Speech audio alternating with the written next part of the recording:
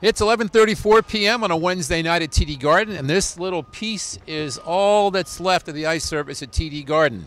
Hockey is over for another season. The Boston Bruins 3-1 Game 7 losers to the hated Montreal Canadiens, and it will be indeed the Canadiens who go on to play the New York Rangers in the Eastern Conference Finals. Yeah, I think that, I don't know if we were nervous or, for sure that wasn't the start that we were kind of trying to have. For sure it was, we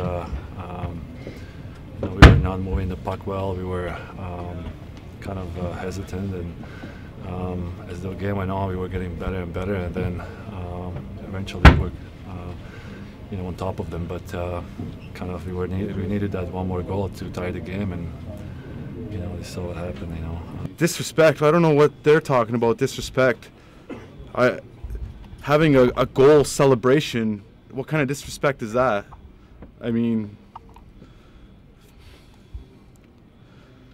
I'm not going to say anything.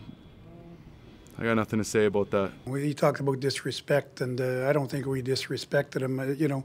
There's a rivalry here, and what I said to them in French is, we don't like each other because it's a rivalry, and at the same time, the pounding of the chest, people that have been here have seen us do that all year because it's related to Boston Strong. Our guys, take some pride in what's happened in Boston Strong, and unfortunately, everything we did seemed to be seen as disrespect in Montreal, and and we heard a lot of that whining throughout the series, but it had nothing to do with disrespect, and whether it's flexing a muscle, and that's gamesmanship.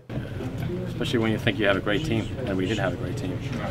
But it goes to prove again that winning the regular season doesn't mean anything, and play pretty decent first series, and then this series, as I said, we kind of didn't take that next step and improve our game, and that's it. That's just the reality, and we have to live with it. Now, this one's going to sting for a long time for Bruins fans for all kinds of reasons. It's not just that the Bruins had the best record in the National Hockey League during the regular season and then went out in the second round.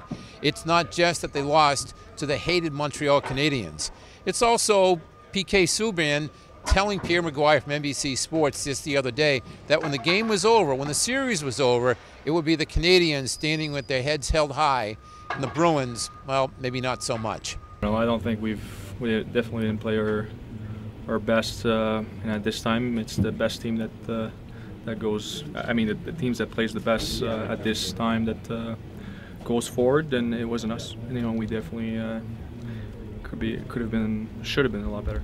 It's it's tough. A lot of mixed emotions. I think it's very disappointing to lose any round, but in a situation like this where it's such a good team, we finished first in the league, and a lot of high expectations on our team and amongst the guys. And I mean, you're never satisfied in playoffs unless you win, and you go all the way. Only one team can do that, and it's tough every year, especially when you finish first. A lot of teams are, they come at you hard. And we get ourselves up 3-2 in the series and aren't able to get the job done, especially with the group that we had here and the season that we were able to put together. And it's going to be tough to, swallow this one and deal with it for the rest of the summer.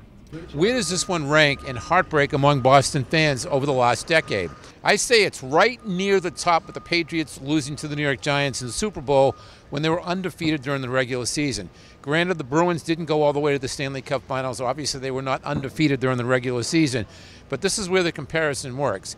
The Patriots in 2007 were the best team in the National Football League.